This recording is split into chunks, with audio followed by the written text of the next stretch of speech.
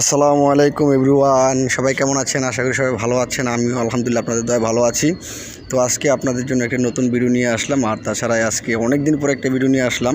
সেটা হলো যে আমার কোম্পানিতে আমি যে কাজ করি সেই কাজটা আপনাদের কাছে দেখাবো, কিভাবে আমরা কি কাজটা করি। আমরা চলে আসলাম কাস্টমারের বাড়ি থেকে, ঠিক আছে।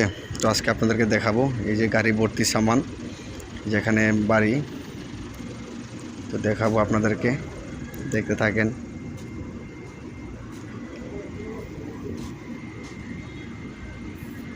এগুলো হচ্ছে রোখাম।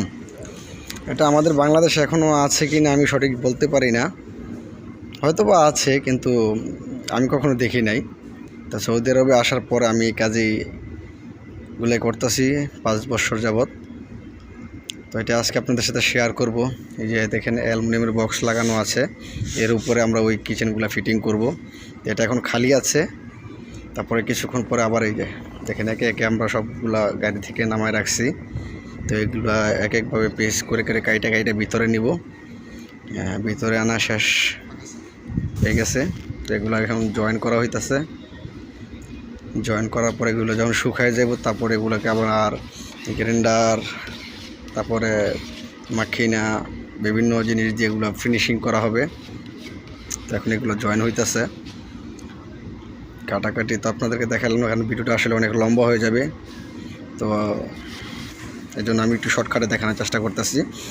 আর আপনাদের কাছে একটা রিকোয়েস্ট, যে আমার ভিডিও যদি আপনাদের কাছে ভালো লাগে অবশ্যই লাইক, কমেন্ট, সাবস্ক্রাইব করে পাশে থাকবেন। আর আমার এই ভিডিওটা কে কোথাও থেকে দেখছেন একটু কমেন্টে জানাবেন। আর আপনারা যদি লাইক কমেন্ট করেন তাহলে একটি ভিডিও বানানোর জন্য উৎসাহিত হই। তো আশা করি যে অবশ্যই আপনাদের কাছ থেকে একটা লাইক, কমেন্ট, শেয়ার পাবো।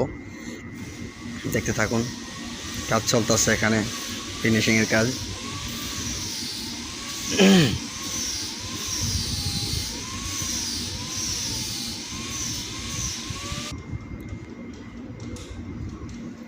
তবে আপনারা যতটা ভিডিওতে তো পুরো কাজটা দেখাতে পারলাম না, কাজটা আসলে এত একটা সহজ না।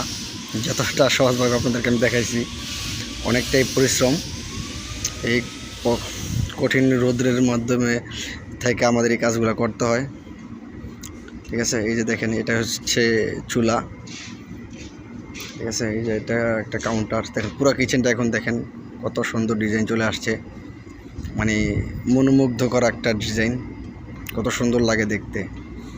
জানি না কবে এগুলা বাংলাদেশে অ্যাভেলেবেল হবে। আসলে বাংলাদেশের তো আর সব বিল্ডিং নেই, আর সবাই তো পয়সাওয়ালা না, বুঝেন নাই, এই জন্য সবাই করতে পারে না। যাদের পয়সা আছে তারা করতেছে, যাদের পয়সা নাই তারা